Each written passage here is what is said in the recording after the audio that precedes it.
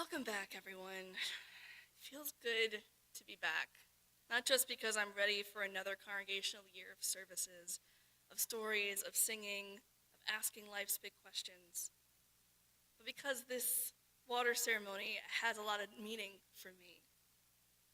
And I don't just love it because we bring water from all of our travels and our homes and places that represent us, and not just because I see your beautiful faces, but because it is a tangible, real physical reminder of our beliefs and values. It demonstrates our living theology.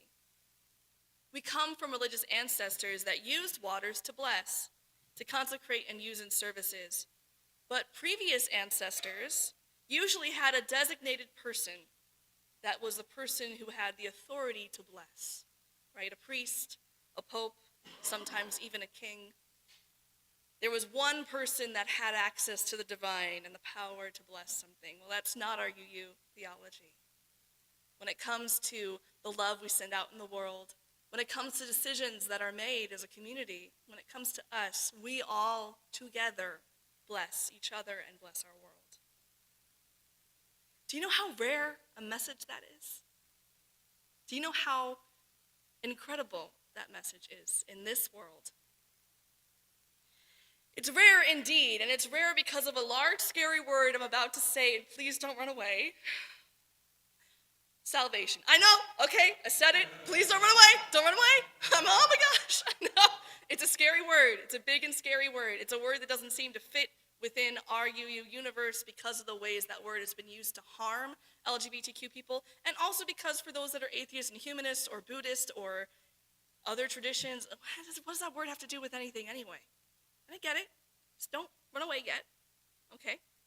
It's still important to talk about it because in our American society, we are being shown philosophies and theologies of salvation every single day. And it doesn't matter if you're humanist or atheist. It doesn't matter what you believe in. It's still being presented to you. No one is immune to it. I don't know about you, but I can't escape it. Literally, I open up Instagram or TikTok and it's, I need to tell you about the one product that's going to finally get you to lose that weight. I'm going to finally share with you how to fix yourself. I'm going to finally show you just what kind of therapy you need and how to diagnose yourself so that you feel like you're a human person, right? We hear theologies and philosophies of salvation everywhere. We hear it when our politicians talk about just how necessary war is, and how our secure borders are the only ways to keep us safe, right? We hear about it in our economies when we talk about just how much we have to work in order for us to make a middle-class living, how we have to pull ourselves up by our bootstraps, which will always irritate me because originally it was a labor chant used against people because it's impossible to pull yourself up by your bootstraps. We have messages around what ultimately heals us, what ultimately makes us worthy everywhere. And why I'm talking about it here is that this summer, I heard someone say a phrase that has not left my skull. A politician, specifically trying to use religion, called out to Christian voters and said, I know you hate voting. I know you hate it. But just vote this one time. Just vote this one time and it'll all be fixed. Just vote this one time and everything will be set right. You'll never have to vote again. You'll never have to vote again, right? It reminds me of the priests, of the kings, right? Of the people who thought, don't worry, just trust me, just me alone, I'll fix it. I'll take care of it. I'll make sure that it's healed. I'll make sure that it's safe. I'll make sure that you're, quote unquote, saved. Thank goodness for Unitarian Universalism because we know that's BS. We know that's crazy. We know that's not okay. We don't believe that. There is no one person that's going to fix and heal our world, right? Unitarian Universalists have 4 values that really come in handy. One is our search for truth. Question everything. Use questions. Question what you're being told. Question why it's being told to you. Try to find fact-finding. Do your research. Find your resources. Questioning is not the opposite of faith. It is the vehicle of faith. Questioning is what helps you uncover the truth, find your integrity, follow your authenticity.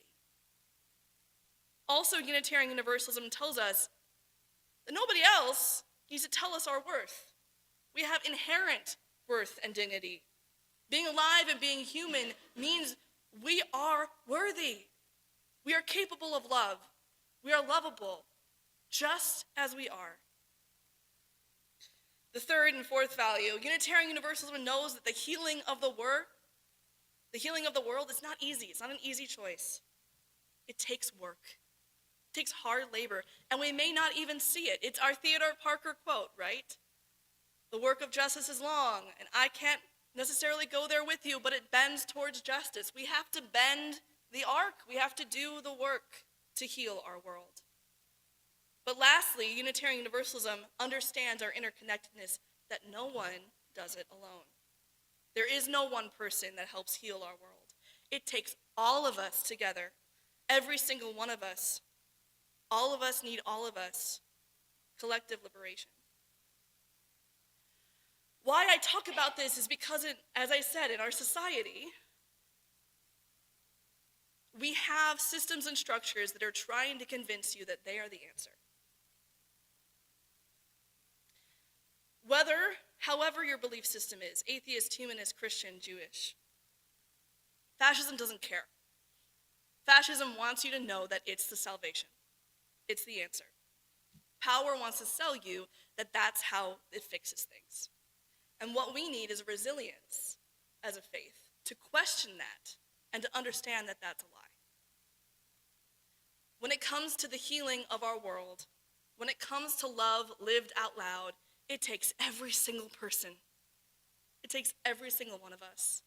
It takes all of our collective power. And every year, at the beginning of the year, we have the tangible reminder of that in this water ceremony service. Our beliefs are not easy, right? It would be so easy if I just thought that one person could fix everything. I could lay back, relax, wouldn't have to be responsible for the work of the world. It's not easy to believe that all of us are responsible for the world we want to make together. But at the same time, it is amazing to look around and to know we're not alone. We're not doing this as one drop in a bucket. There is a lake here. There is a lake of love, of power. Yes, love requires our assistance. Our beliefs require us living and doing the work together, but we're not alone. Look at this lake. Look at the abundance of generosity that can happen if we turn our attention to our interconnected world. Look at the abundance of sharing our healthcare resources or our food or our water or our shelter could happen if we all acted as a village and a community. Look at what happens with joy and resiliency and beauty by sharing our blessings with the world. I am ever grateful to be a Unitarian Universalist because it gives me hope in the things that I believe are true. All of us takes all of us to make it a better world, but I'm not doing it alone. I'm doing it with you. We practice it service by service, day by day, and I'm just grateful to not be alone, that I have you all as partners as we continue to try to make our world a better place. May it be so.